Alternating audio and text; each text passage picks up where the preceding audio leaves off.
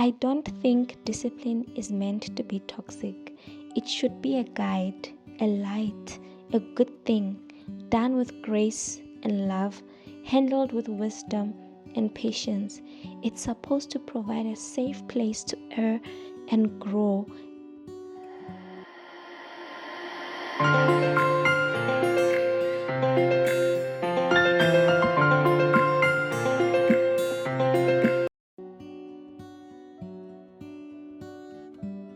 I grew up a very happy child. I never doubted that my mother loved me, and I've never seen her punish me out of anger or frustration. She would instead sit me down and explain to me in detail why she was going to give me a hiding. She always spoke to me with love, and though she was strict, she never left me feeling bad about myself. But my granny, she stayed with us, so she played a huge role in raising me. Her mode of discipline towards me was usually out of anger and frustration. It was so bad. Some of the memories, I prefer to have them buried at the back of my head, never to be revisited.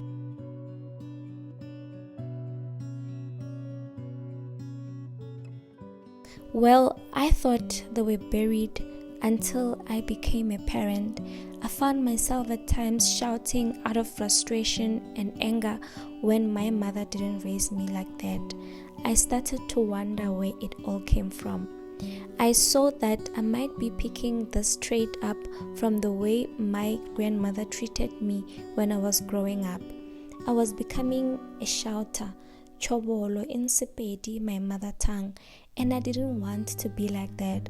So I embarked on a journey of unlearning and relearning my parenting style.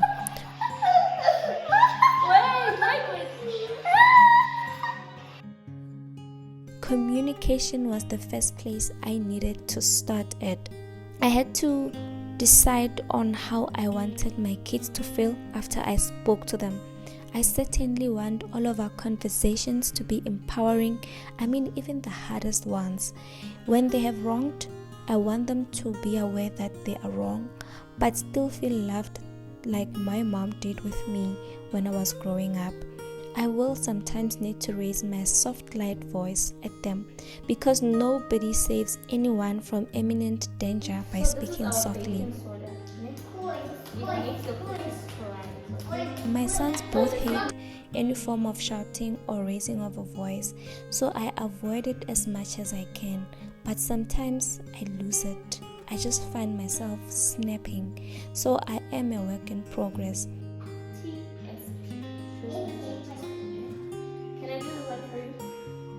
Still on communication, we have also learned to practice listening to their frustrations about their dad and I, and accepting their reports about us.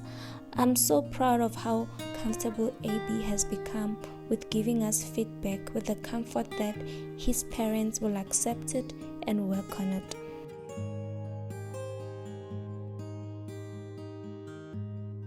Secondly, I needed to visit the area of physical punishment. Our conversation, my husband and I, was that if any physical punishment is required, then I would be the one who has to do it. Don't get me wrong, my husband is not physically abusive, nor is he abusive in any way. He's in fact a sweetheart, but I think as a mom, my hand is softer than his. So now that I'm a physical disciplinarian, I had to come up with a way that will allow me not to spare a rod so that I don't spoil a child, but still guide them to be better people.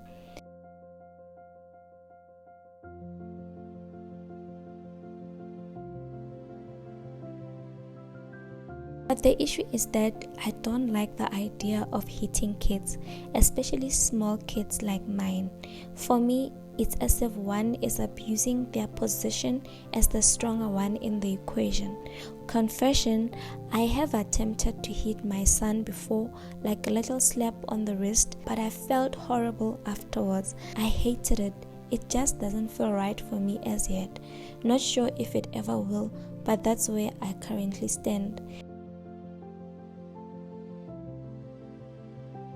So instead of hitting, I found that calling him to a naughty corner works best.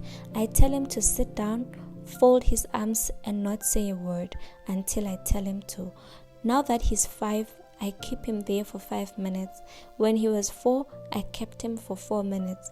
My second born is quick to hear and very sensitive, so the naughty corner doesn't seem to work for him. So I literally just give him one stern instruction and he gets it. I know it sounds too good to be true, but that's just how he is. The last area where I am unlearning is the area of making threats, both realistic and unrealistic ones. I used to do it because it seemed like they obeyed quicker when I would throw in a, if you don't do that, then I won't get you this, or you won't come with me here. But after a few times of doing it, I realized that it goes beyond the words. It sticks in their little minds and creates separation anxieties, or they feel undeserving of stuff. Besides, these threats are lies, so I just can't live like that. So I resorted to speaking to my kids like adults. No, they don't respond like adults, they respond like kids. They throw tantrums, they argue, they scream, they cry, and sometimes throw fists and legs in the air. Guess what? I'm supposed to remain calm through all of it because I'm the bigger one, literally. And I do, but sometimes, yes, I do lose it. It's just complicated. As I said, I'm a work in progress. But I've realized that after a few times of speaking firmly and calmly, an understanding is established. Kids are not stupid. They eventually understand. The response gets better every time. The last thing I want us to just talk about is what I learned from the 5 love languages, which I've started to implement on my kids. This is to affirm the kids that I love them even after they have really messed up and I'm upset with them.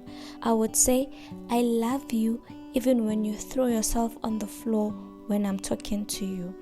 It has now become a tradition between my kids and I that after every heated moment with them, they always come back to me and say, Mommy, I still love you even when you shout at me.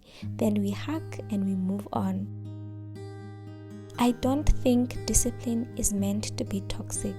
It should be a guide, a light, a good thing, done with grace and love, handled with wisdom and patience. It's supposed to provide a safe place to err and grow and allow both the parent and the child to become better versions of themselves. Thanks for watching, and until next time, cheers, and I love you.